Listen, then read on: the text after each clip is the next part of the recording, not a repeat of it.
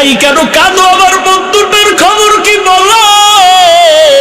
বলে মাত্র কয়েক মাস আগে তোমার বন্ধুটা ইন্তেকাল হয়ে গেছে।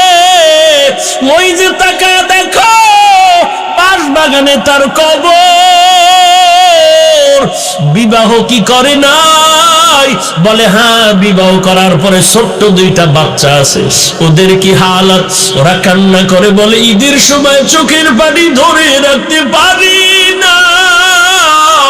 ওই বাচ্চাগুলো ডানে বামে তাকায় আর আব্বু আব্বু বলে চোখের পানি ছেড়ে কান্না করে। এর যুবক আল্লাহর গোলাম, কয়দিন আর দুনিয়াতে বাঁচবি? মনে করেছো সুস্থ, আরো হায়াত পাবি, হঠাৎ বুকে ব্যথা, হঠাৎ মরণ হয়ে যাবে।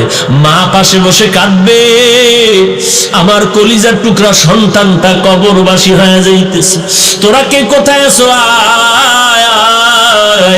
কেউ দৌড়ায় যাবে, বাবায় বলবে আমার কলিজার সন্তানটা নাই, তাড়াতাড়ি ইমাম রে খবর দাও জানাজা পড়ানোর জন্য। কেউ যাবে বাঁশবাগানে কবর খনন করার জন্য, কেউ যাবে তোমার ঘরের পাশে বড়ই পাতা দিয়া গরম পানি করবে গোসল দেওয়ার জন্য, কেউ যাবে তোমার কাফন আনার জন্য। এরে নবীর উম্মত জানাজা পড়াইয়া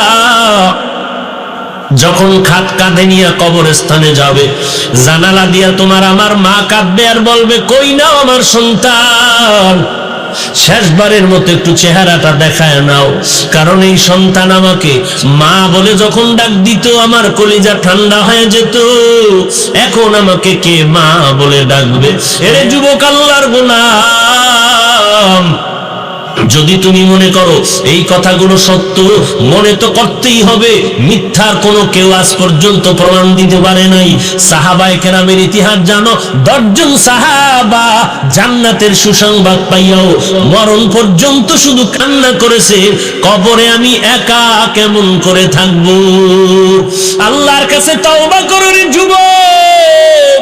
তুই স্কুল কলেজে পড়িয়া আমার সোনার বাংলাদেশের একটা ডিসি হবি, এমপি হবি, মন্ত্রী হবি, ইঞ্জিনিয়ার হবি, ডাক্তার হবি, কলিজা ভরে দোয়া করতেছি।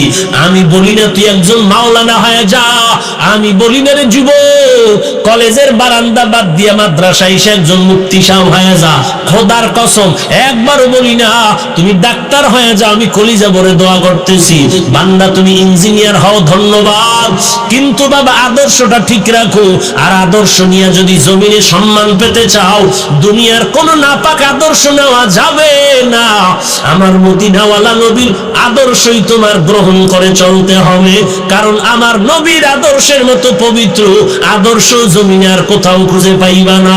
আমার নবীর আদর্শ যখন গ্রহণ করলো, মক্কার জমিনে ওমরকে আল্লাহ এত সম্মানিত করে দিলেন, যেই ওমর নবীর গর্দান কাটার জন্য দৌড়ায়, ওই ওমর নবীর এত প্রিয় হয়ে গেল। আল্লাহর নবী বলেন জানো ওমরের মর্যাদা কত? আমি নবীর পরে যদি আল্লাহ কাউকে নতুন করে নবী বানাইতে, ওমর হতো আমি মুহাম্মদের পরের নবী। আমি ওমরের এত ভক্ত কেন জানো? সমস্ত আম্বিয়ায়ে কেরাম আমি আল্লাহ তাআলার আশিক, আর আমার আল্লাহ আমি মুহাম্মদের আশিক।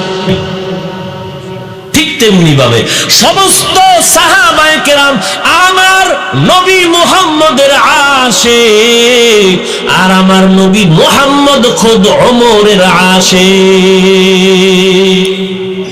যেই ওমরের জন্য নবী কান্না করেছেন, আল্লাহ ওমরের কালেমার খাদেম বানায় দাও। ওমর তরবারি নিয়ে দৌড়ে আমার নবীর গর্দান কাটার জন্য। আমার নবীর চোখের পানি আরশে আজিমের মধ্যে কবুল হয়ে গেছে, নবীর দোয়া কবুল হয়ে গেল। আল্লাহ ওমরের নবীর কদমে লুটাইয়া দিয়েছে, ওমর দিনের বড় খাদেম হয়ে গেল। এত দামি 10 জন সাহাবাদের মধ্যে আবু বকর 1 নম্বরে, তারপরে কে? ওমর।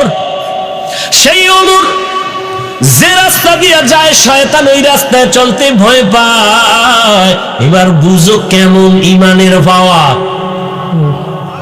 সেই ওমর ঈদের দিন দরজায় তালা দিয়া কান্না করে, আবু হুরায়রা রাদিয়াল্লাহু তাআলা আনহু বলেন, আজকে ঈদের আনন্দ করবেন, খলিফাতুল মুসলিমিন আপনি দরজা টাকা তালা লাগায় কাঁদেন কেন? ওমর বলে, রে আবু হুরায়রা, আনন্দ তো ওই ব্যক্তি করবে যার মধ্যে কোনো চিন্তা নাই, কোনো পেরেশানি নাই। ও খলিফাতুল মুসলিমিন, আজ এই ঈদের দিন আপনার মধ্যে কি পেরেশানি বলেন?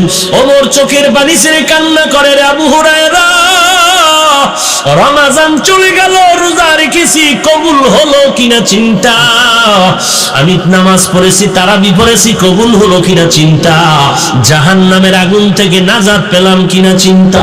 ওমরের মতো বান্দা যদি ঈদের দিন চোখের পানি ছেড়ে কান্না করতে পারে, ও যুবক, তোমার চোখে কেন পানি নাই? ডানে বামে মোনাজাতে কত বান্দা চোখের পানি ছেড়ে কান্না করে, মায়ের জন্য দোয়া করে, বাবার জন্য দোয়া করে, তোমার কি চোখে পানি আসবে না? কয়দিন আর বাহাদুরি করো বারে বাবা। লেখাপড়ার সময় কত বন্ধু নিয়ে আড্ডা করেছো, আজ কিন্তু অনেকেই নাই। এক এক করে সবাই ভিন্ন হয়ে গেল, কেউ কবরেও চলে গেল।